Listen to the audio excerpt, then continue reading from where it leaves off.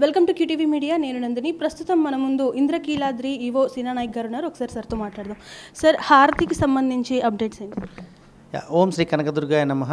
మనకు గతంలో మన యొక్క పవిత్ర సంగమం ఏదైతే ఉందో అక్కడ నిత్య హారతులు జరిగేవి.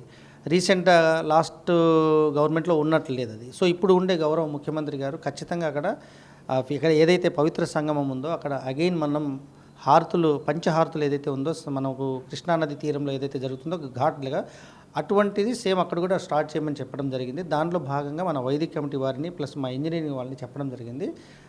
వచ్చే నెల 5వ తారీఖు నుంచి అక్కడ నిత్య హారతులు కూడా ప్రారంభిస్తున్నాము.